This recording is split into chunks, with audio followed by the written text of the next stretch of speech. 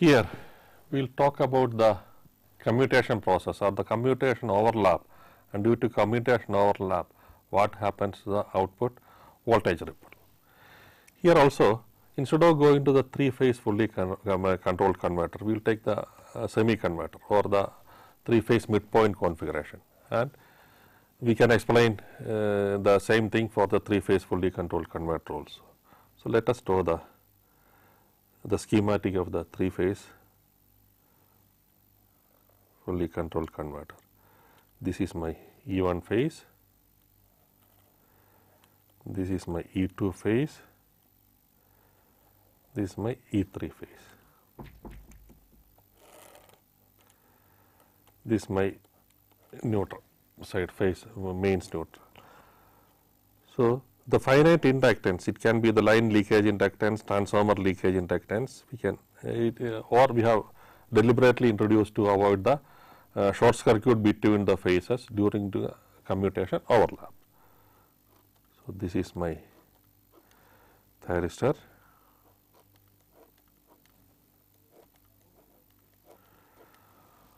Okay. This is connected like this. I will mark these points for the analysis as A1, this point as A2, this point as A3, and this is my point K. So, between K and N we will be connecting the load. Here we will represent as a DC motor. Okay. Now, how the commutation overlap? Let us draw the waveform. Let us draw for easy to understand, easy to explain. Let us assume alpha is equal to, firing angle alpha is equal to 0. So, let us draw the waveform.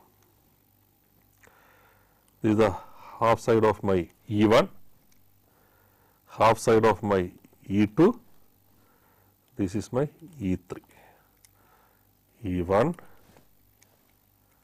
E2, E3. Negative portion we have not drawn. Now, let us see, this is alpha is equal to 0 starts from here. Okay.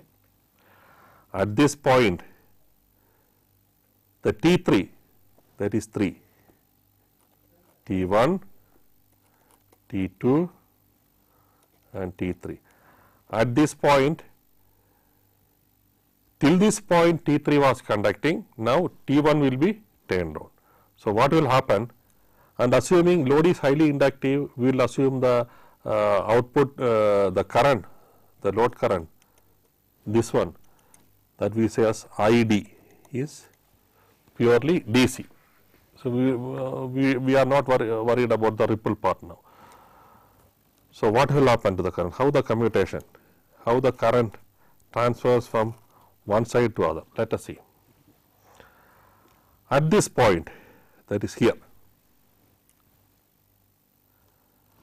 I1 will conduct, slowly conduct, and I3 will be, I3 means the current flowing through T3 will be slowly coming to 0. So, I3 will rise like this, no sorry, I1 will rise like this and come to ID, stay there, and till now the load current was supported by, the load current was flowing through T3. So, we will call this as I3. So, I3, this is this the net value, this this value is ID, the amplitude of this one is, but this is the current, this portion of the current is the current load current, this is portion of the current, the load current flowing through I3, T3, and here it is flowing through T1. Now, load is highly inductive, so that as the current builds up along I1, I3 will decrease such that we can assume I1 plus I2 will be equal to ID, because load is highly inductive.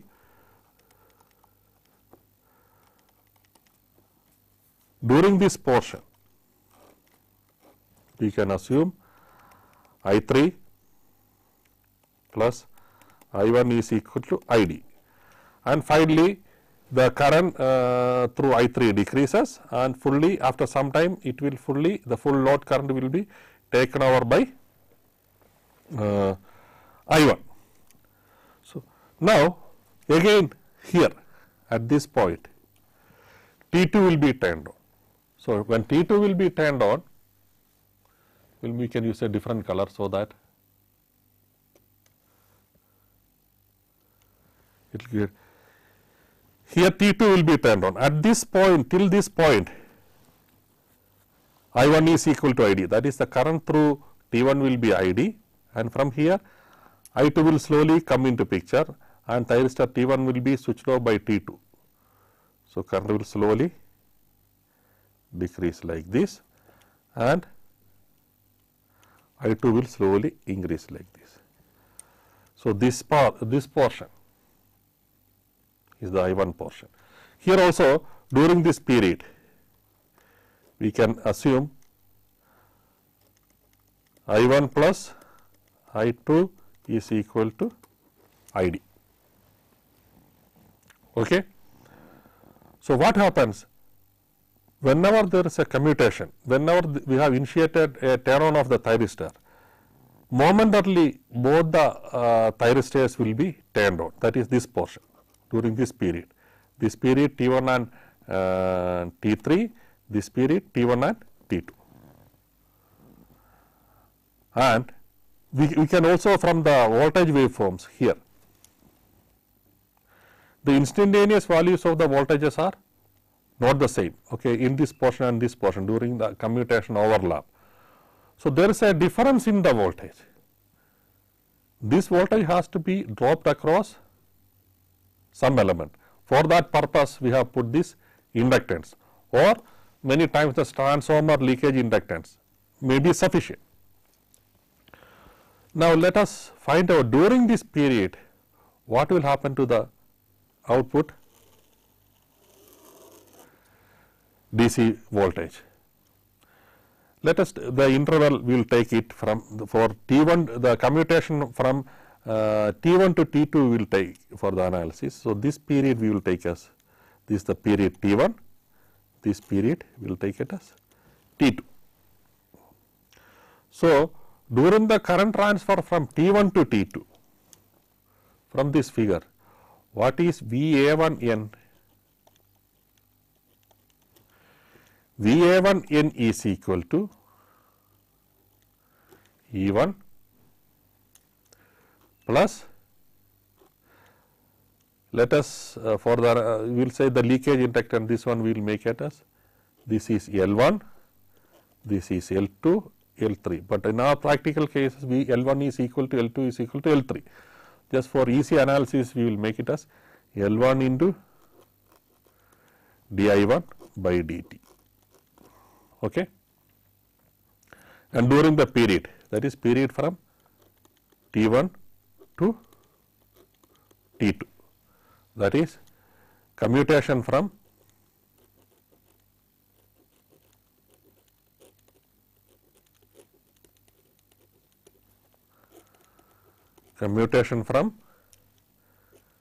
T1 to T2. Now, during this period, during the commutation overlap, what is VA2N?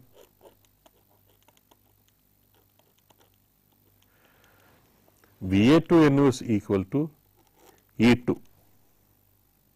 See, here in E2 minus L2 di2 by dt. See, here plus, here minus, because in one case even current is decreasing.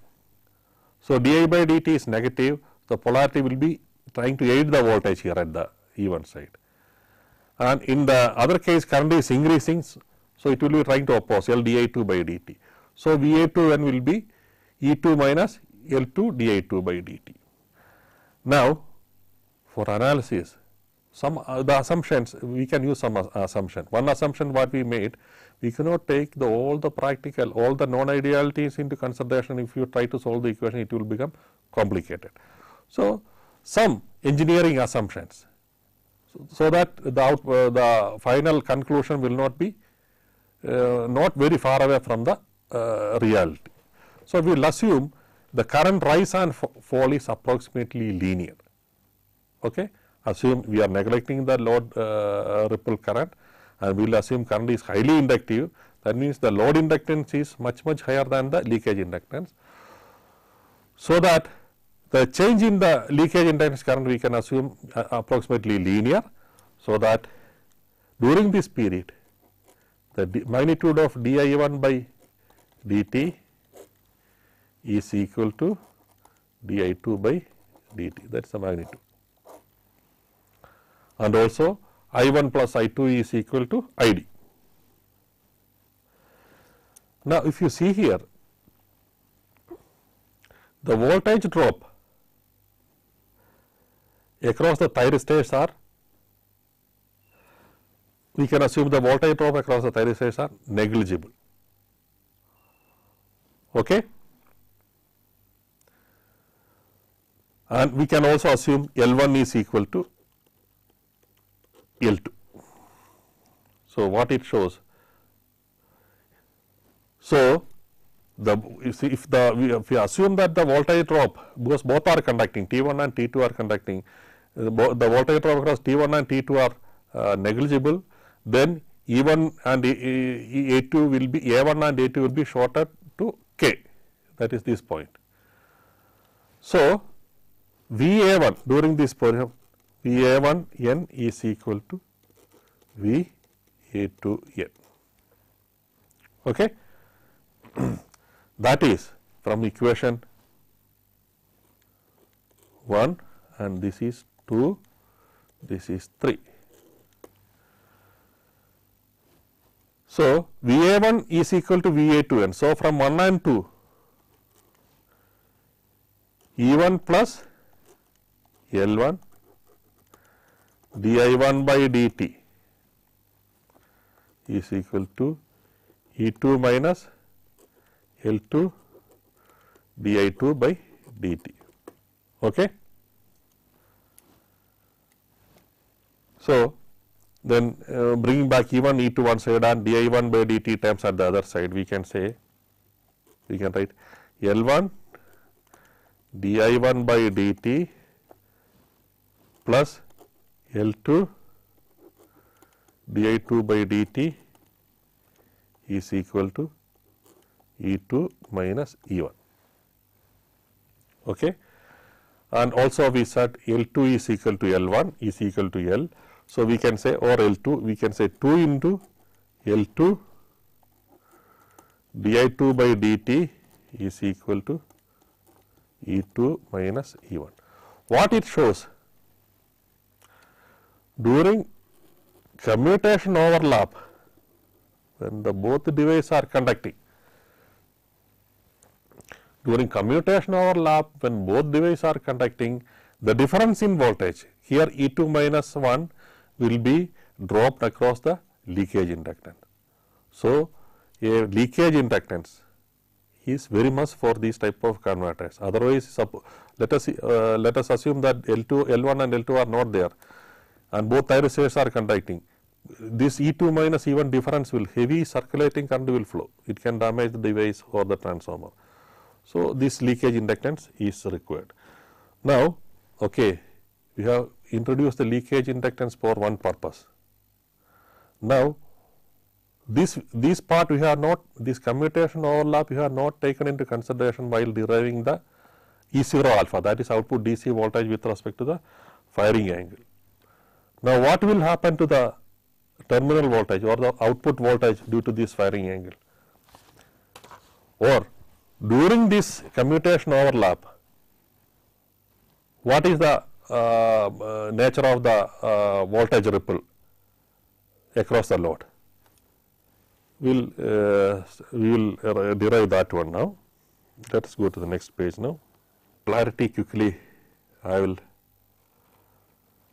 write this portion E1, E2, E3, this is N, this is the leakage inductance part, then T1, T2 and T3.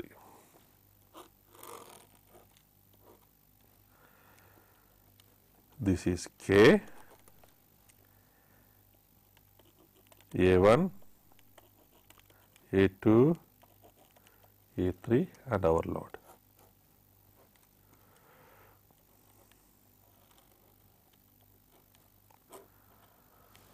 Okay. Now, during the commutation overlap,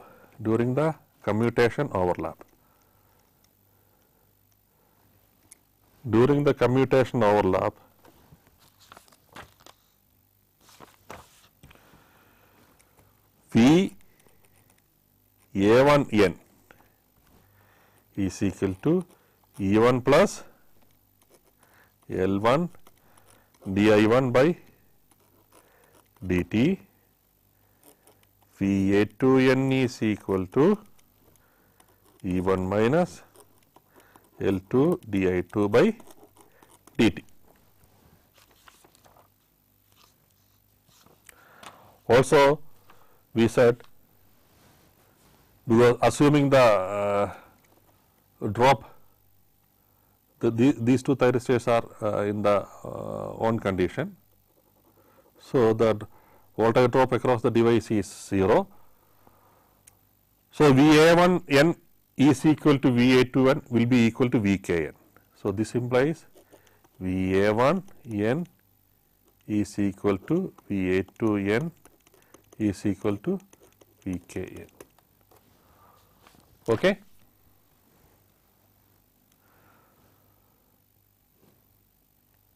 So, what will be VA1N plus VA2N?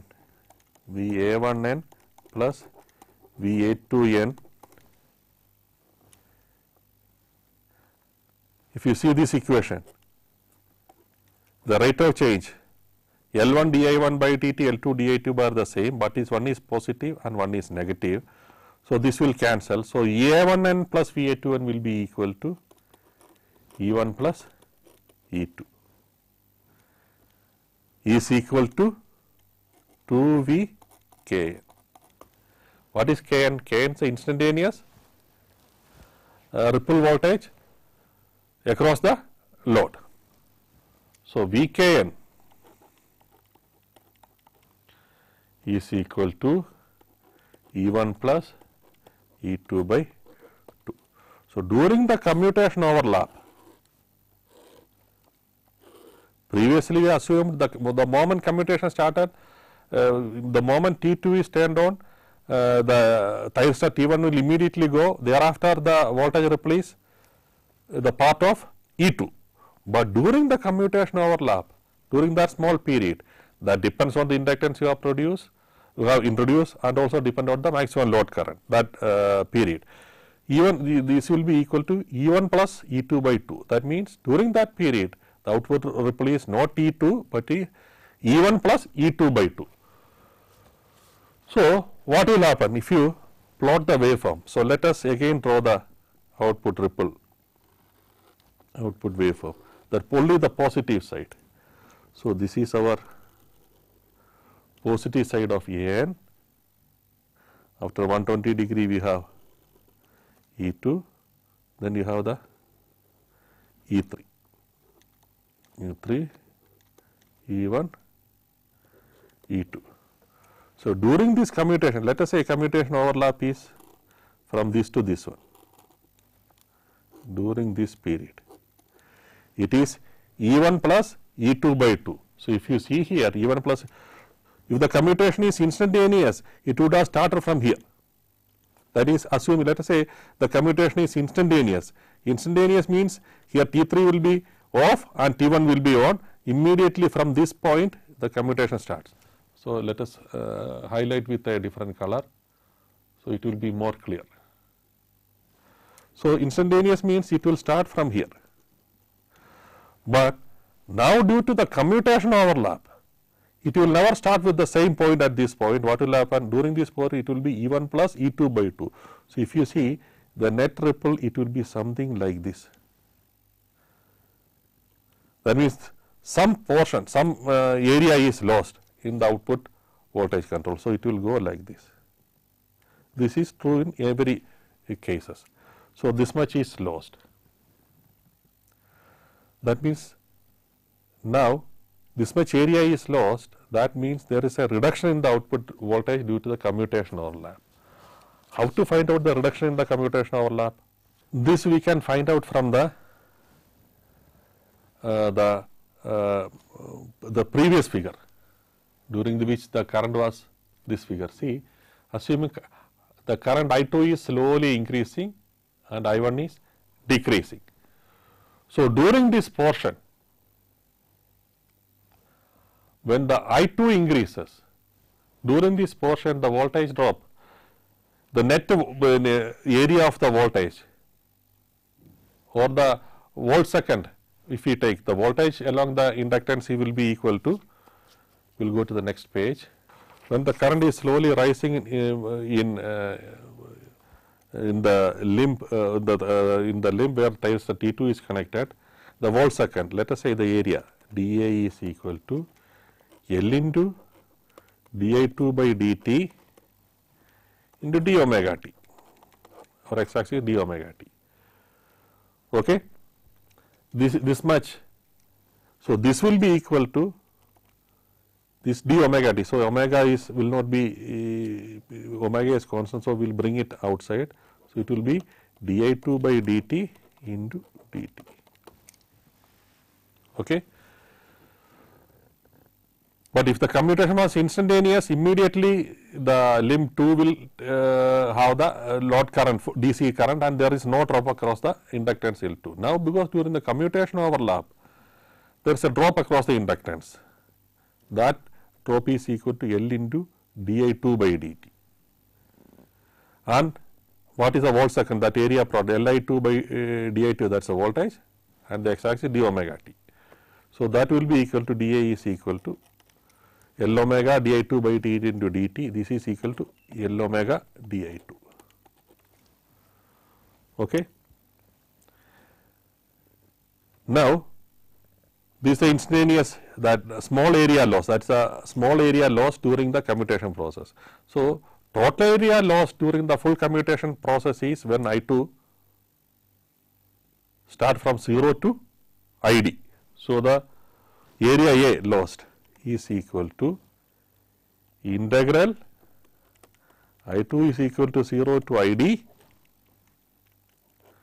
L omega into di2.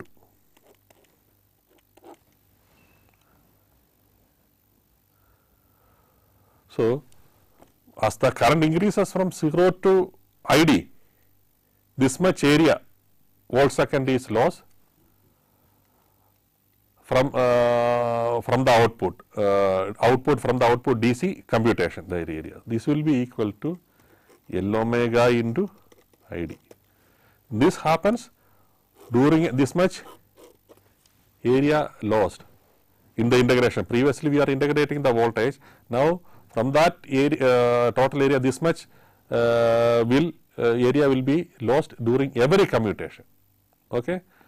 Now, for a general M phase, what is the period for a half bridge? 2 pi by M. So, the net voltage, so that average voltage drop lost, this has to be subtracted from the output voltage. So, average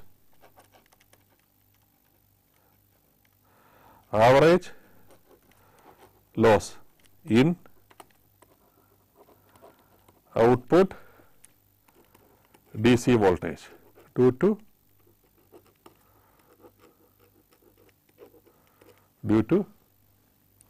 commutation overlap.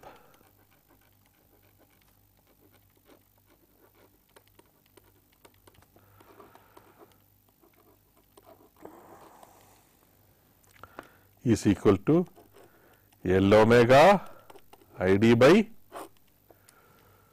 2 pi by M. So, this much has to be subtracted from our previous computed ideal conditions computer output DC voltage, that is E0 alpha minus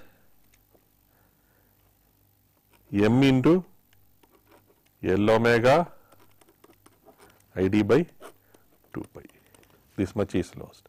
This L omega for a converter, this is a constant. L omega into the whole thing, L omega. So, let us clear it. So, I will rewrite it again.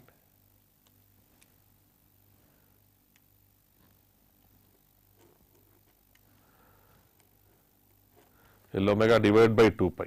So, this portion, the whole L omega divided by 2 pi m is a constant for a particular converter.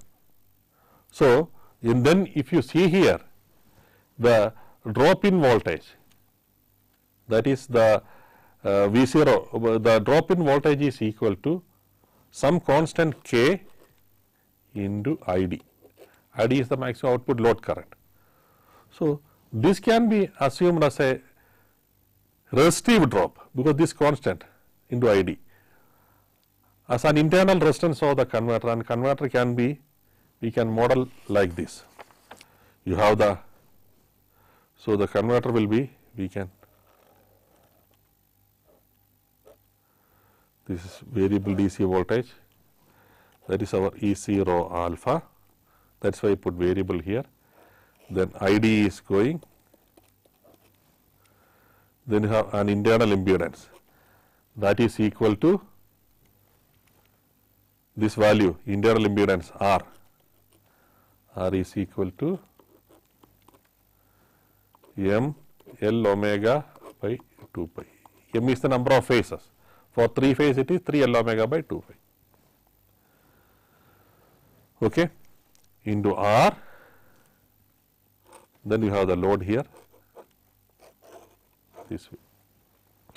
So, here if you see the ID versus, ID is the load current versus our E0 alpha maximum divided by, E0 alpha divided by E0 alpha maximum. So, as the ID varies, there is a drop happens like this. Okay. So, as ID varies, sometimes the output voltage can vary, and depending on the ID sometimes it can go 0 also. So, this you have to take into consideration, this commutation overlap due to leakage inductance intentionally we are putting, or due to the circuit inductance there is a drop in the voltage. That the 3 phase converter it is L omega m by 2 pi, for 3 phase fully controlled it will be again multiplied by 2, 6 times it happens. So, this voltage drop you should take into consideration while designing your converter with load for control application. Okay. This is some of the some of the problem associated with the non ideality of the phase control converter. Now, so far we said we start from single phase converter, then we are going through the semi converter, fully converted converter, then 3 phase midpoint configuration, then we have come to the 3 phase fully controlled converter. We have derived the output DC voltage with respect to firing angle for semi converter as well as a fully controlled converter. Then we have also done some of the typical output ripple for the, and we have noted the ripple frequency for 3 phase as well as fully controlled converter. Then we found commutation is not instantaneous. We introduced the commutation overlap, and due to the commutation overlap we found that there is an output voltage DC reduction. Even though with the same firing angle is used, as the ID is increased, the output voltage will slowly droop. There is a droop. That droop depends on the ID and the internal impedance. Internal impedance we are represent as 3 L omega by 2 pi. Now, we are using the phase controlled converter for output voltage control. So, we are using the phase control converter with the firing angle for output control. So, if you see the output power will be equal to output power, assuming load is highly inductive, we will take the DC value of the current. Output power from the converter output will be equal to A0 alpha, that is the DC with output DC with respect to firing angle, and the ID. Okay. Now, what will happen to the input power? Input is a sinusoidal voltage, and what type of input current drawn from the converter? Let us see for a single phase fully controlled converter. Let us take the single phase fully controlled converter.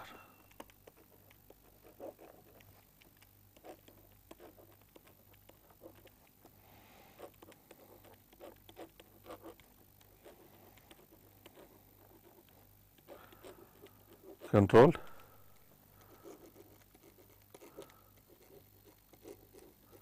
converter. Now, let us draw the power circuit schematic thyristor.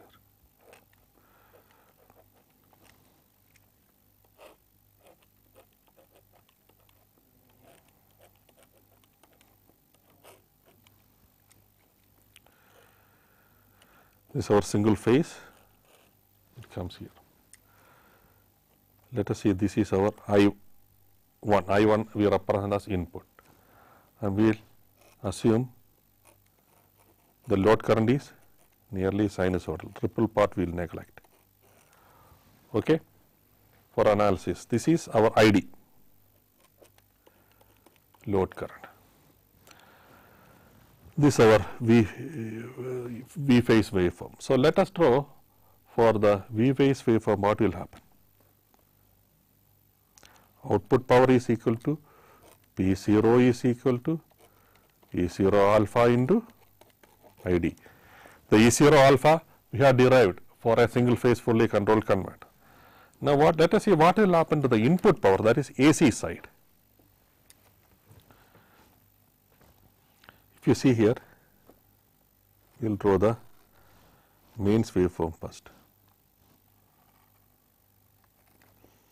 This is our input mains waveform.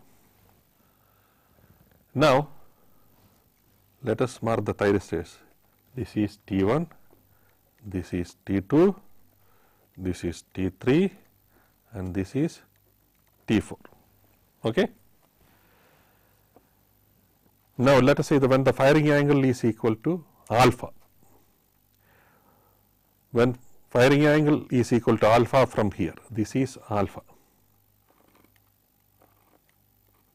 From here onwards, we are turning on S1 and T1 and T4, and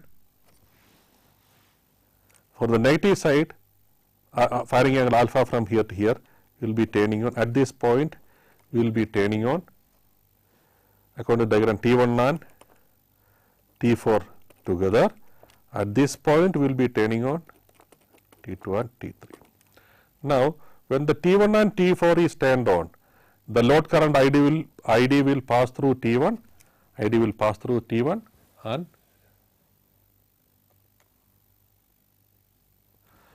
ID will pass through T1, that is through this way, comes to the load, and through T4, and it returns. Okay. So, what will happen? Till the T2, T3 is fired, the load current ID is flowing through T1 and T. This is the load current portion. This is ID. This height is ID. Okay. The moment at this point, when T2 and T3 are turned on, okay, because already the voltage has become negative, it will reverse bias T1 and T4, and T2 and T3 will conduct immediately. Here also for EC analysis, commutation overlap we will neglect. Okay, we are aware of the commutation overlap. With that, we know there is a decrease in output voltage. Okay, but for EC analysis, we will assume that commutation, this is commutation is instantaneous. Now, T1 and T2, T4 will be conducting this during this portion. Now, I have taken the I1 direction like this here. So, during this portion, I1 will also have the same current. Now, when T2 and T3 is conducting, what will happen to the load current will be transferred to T2 and T4, but as far as the load is concerned, till it will go from the same direction.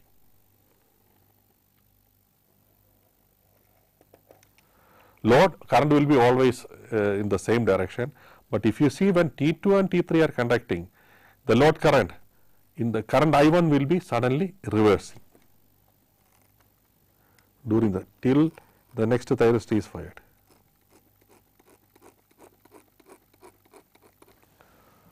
Okay. So, the load current is a stepped waveform with 180 degree for single phase. Assuming load is highly inductive, the load current is fully DC, we are reckoning the ripple, is a waveform will be a square waveform. And what is the input power? Input power, if is this, the mains will assume sinusoidal voltage, input power will be Vrms into Irms into cos phi, that is the fundamental component of the voltage and the fundamental component of the current and the angle between the thing. Now, the current is a alternating waveform with a square wave. Where the fundamental current will be? Fundamental current will be approximately here.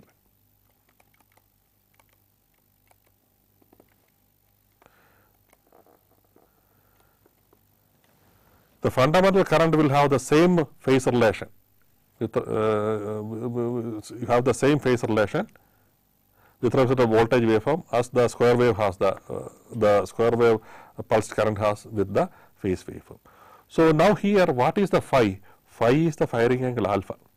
So, here the input power P in is equal to Vrms into Irms into cos alpha. Okay. So, what happens? As the output power increases or decreases, or if you want to change the output DC voltage, let us assume ID is constant, we want to vary the output DC voltage. As the firing angle varies, the input power factor, the cos alpha, as alpha varies, it will get worsened. So, what happens? It will affect the input power. The input power factor is not always constant. So, but ideal case, we want, ideal case will be where cos alpha is equal to 1, alpha is equal to 0. That means voltage and current in the same phase.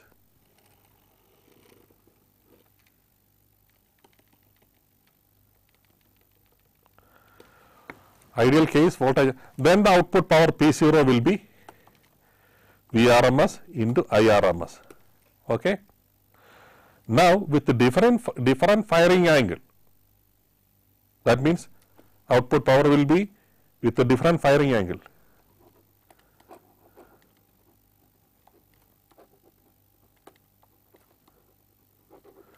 With the different firing angle, what will be the input power?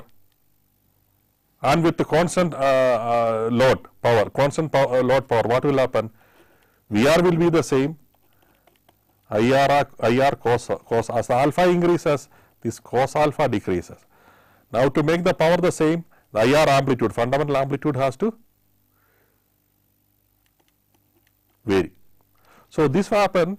So, for ideal condition, we want cos alpha to be 0 and we want nearly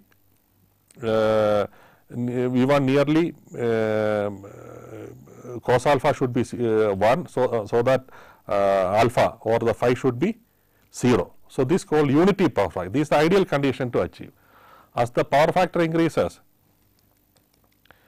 it is not a positive reflection on the input power side. This is the problem with the firing angle control. Now, let us take a semi converter. So,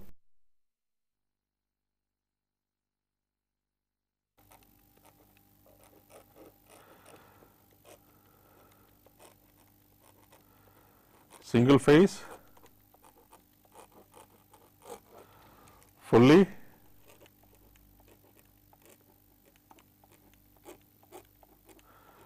controlled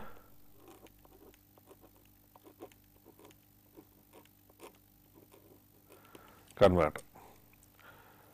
Disadvantage. What are the disadvantages?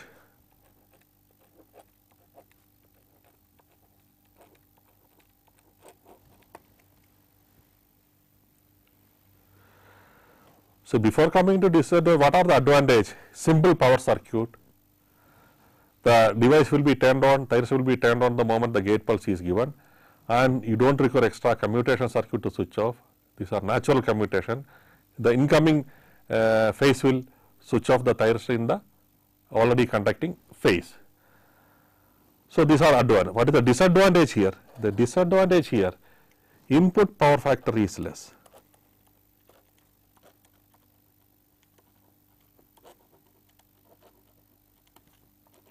Is less as the firing angle increases. What is mean by power factor? The definition of the power factor, the input power factor is equal to, definition we can say power factor is equal to Vrms into I fundamental RMS into cos phi 1 alpha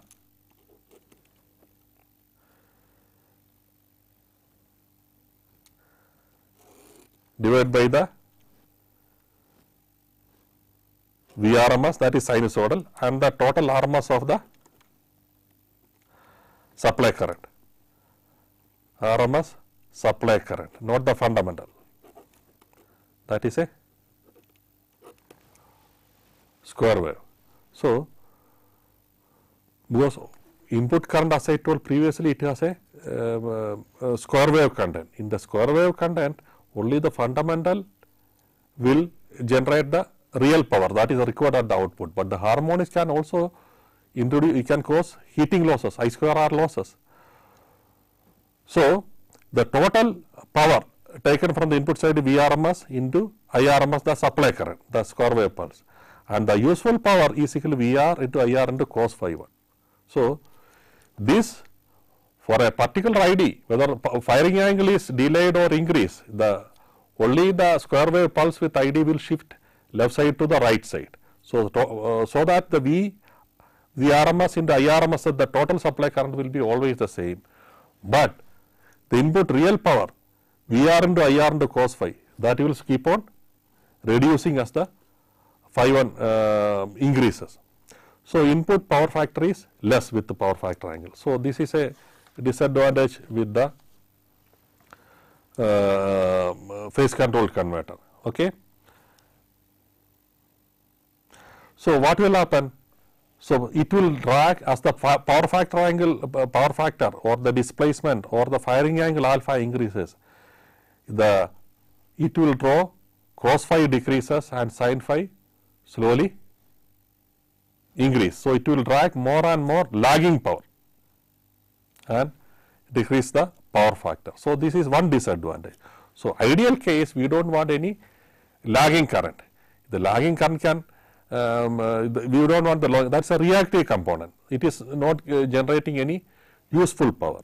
So, ideal case we want to draw to get the maximum efficiency or maximum input for maximum power from the input, we require nearly unity power factor. Current and voltage should be we should not have any displacement angle, phase angle.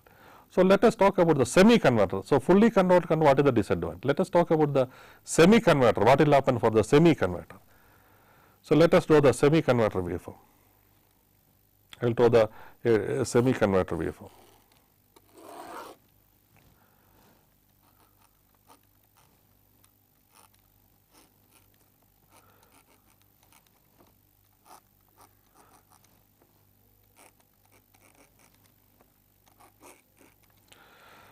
this is T1, T2, D1, D2. This is the load. Okay. Now, let us draw the current waveform, that is input current, same like I1 with respect to load current. Load current is ID.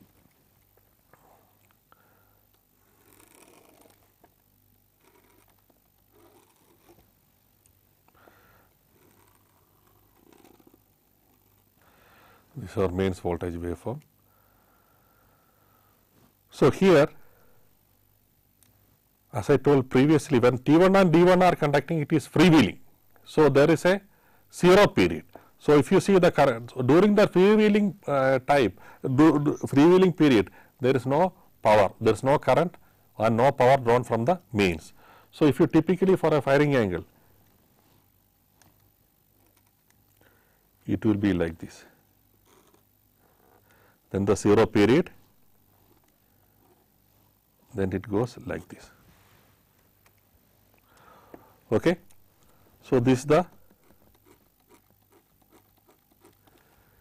input total input current waveform, nature of the current waveform drawn from the mains.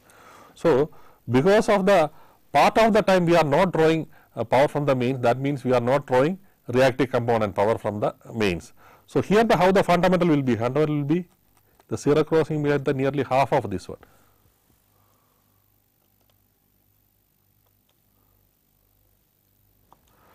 So, the fundamental current waveform will be like this.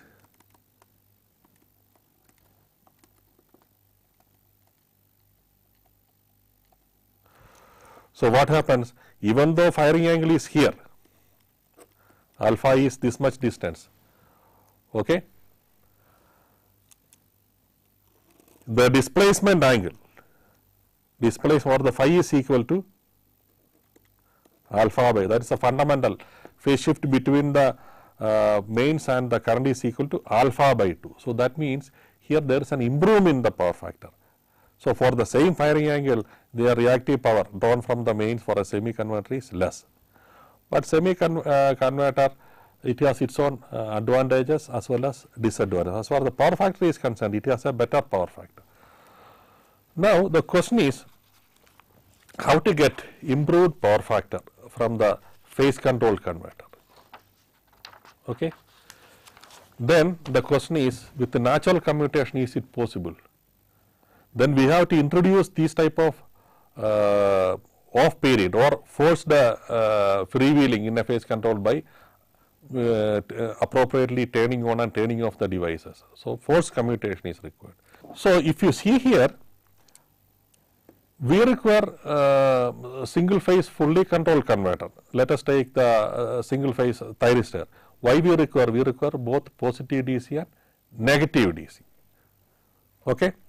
But the semi converter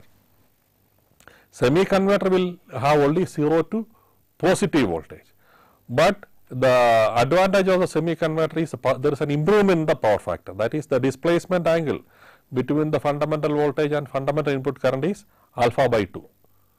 So, the power factor increases compared to the single phase fully controlled converter.